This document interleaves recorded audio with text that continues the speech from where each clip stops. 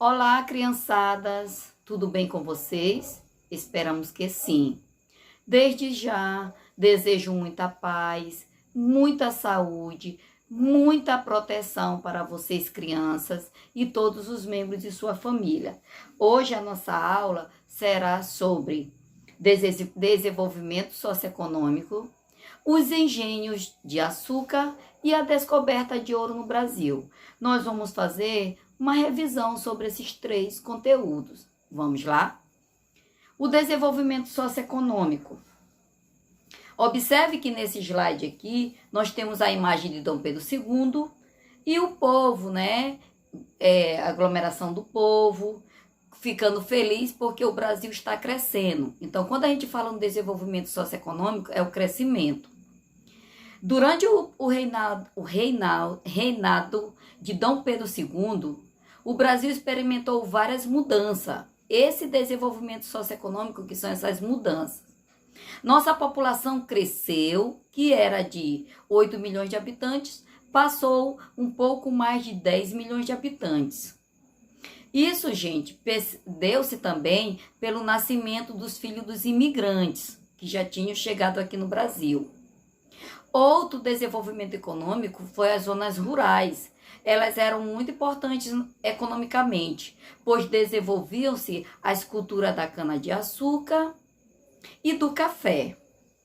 Naquela época, os centros urbanos mais importantes eram a cidade do Rio de Janeiro, pois era a capital do Brasil, a cidade do Recife e também de Salvador, pois eram cidades portuárias, onde se fazia os transportes das mercadorias para a Europa.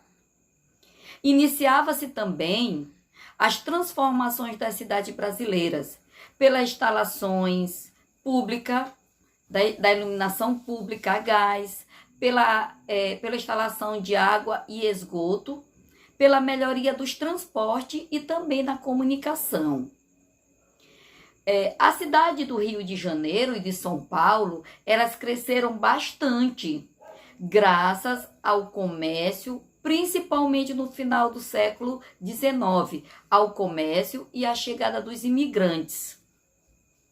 Vamos lá.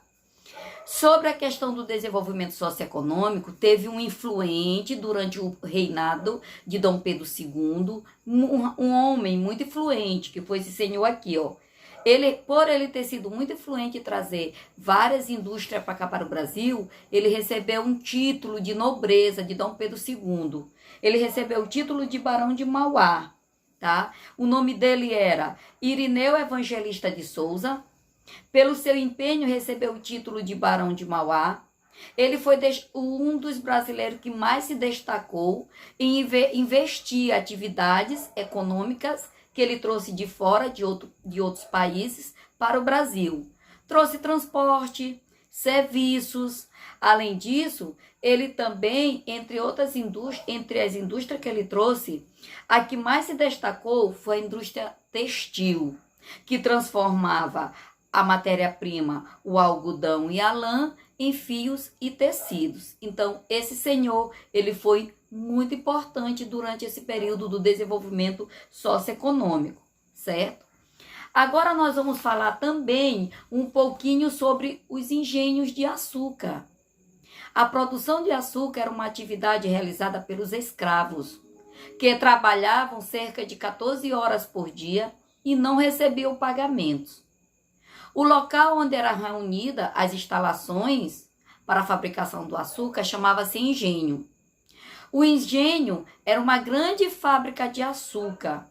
O engenho era formado pela Casa Grande, pela Capela, pela Senzala, pelo Canavial e pelo Banguê.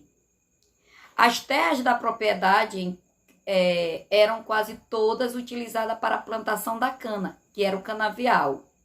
No centro do engenho encontrava-se o banguê, que era uma peça da fábrica do açúcar, que era formado também pela moenda, que era a máquina de moer a cana, que transformava a cana em caldo, para depois ser transformado em açúcar. Próximo às instalações dos engenhos, que nós podemos ver aqui nesse slide, ficava a Casa Grande. a residência do senhor do engenho e de sua família. Era chamada assim porque era composta de vários cômodos. A casa grande tinha sala, cozinha, casa de banho e vários quartos. O senhor de engenho era considerado o chefe da família e a esposa e seus filhos sempre tinham que obedecê-lo.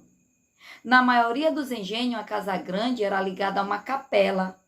A capela, onde a gente pode ver nessa imagem, mais atrás, é essa construção com uma cruz em cima.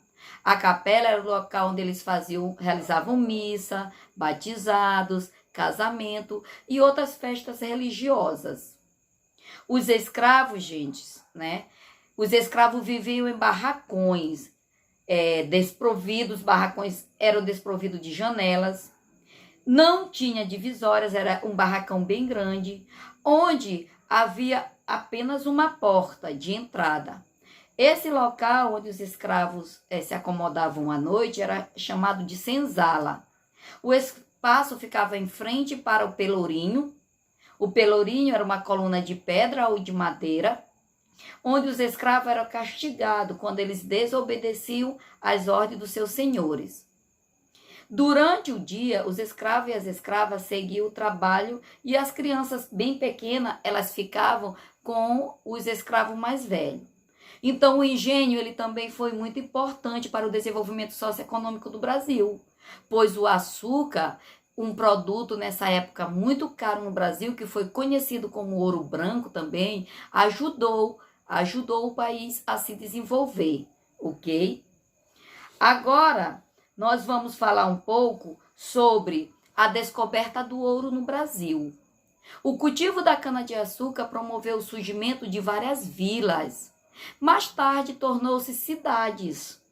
Porém, outra atividade econômica, depois de 150 anos, possibilitou o aparecimento de novas vilas e, por consequência, o aumento da população nas áreas mais afastadas do litoral. Sabe qual foi essa atividade? Foi a exploração das riquezas minerais, pois encontraram ouro. Olha esse slide aqui, ó. A descoberta e a exploração do ouro. Houve, gente, uma verdadeira corrida para aquelas regiões, principalmente nas regiões de Minas Gerais, Mato Grosso e Goiás. Quando começaram a circular as primeiras notícias da descoberta de minas de ouro, que muitos brasileiros deixaram suas casas e foram para as minas se aventurar. Durante a descoberta do ouro, o rei de Portugal, ele publicou vários impostos. Um deles foi o quinto, que obrigava os donos das mineradoras a pagar 20% de todo o ouro a Portugal. E também eles tinham outro imposto que eles tinham que pagar anualmente. Quando eles acumulavam o imposto, ocasionava derrama, que era a obrigação deles pagar todos os impostos atrasados. Mas grande parte desse ouro descoberto no Brasil, galerinha, quem ficou foi a Inglaterra. Sabe por quê? Porque a Inglaterra ela produzia e vendia mercadorias, tanto para o Brasil como para Portugal. E o Brasil e Portugal pagavam essa mercadoria em ouro. Os donos da mina ficaram em sua situação muito difícil, pois o Brasil deveria pagar a Portugal o imposto fixo anual, que nesse caso era a derrama. E o ouro, ele começou a declinar, quer dizer, ele começou a cair. Por quê? Porque não havia tecnologia suficiente para os donos das mineradoras, né, aprofundar mais no solo para encontrar ouro. Por isso, o ouro, essa atividade econômica, que são as mineradoras, começou a declinar, a cair. Com isso também, Portugal, com a questão dos impostos, essa medida tomada por Portugal provocou um grande descontentamento entre os mineiros e gerou uma das revoltas que nós já falamos em conteúdos anteriores, que é a revolta da Inconfidência Mineira, ok? Que foi né? Essa revolta, ela foi ocasionada no estado hoje atualmente conhecido como estado de Minas Gerais. Galerinha, a nossa atividade de hoje, ela está da página 156 até 169. Não esqueça de acessar a plataforma Estúdio Cades. Tem uma atividade que vocês vão passar para o caderno. E esses 3 conteúdos vocês vão pesquisar as respostas, ok? Um grande abraço a todos. Até a próxima aula. Um abraço a todos e tchau!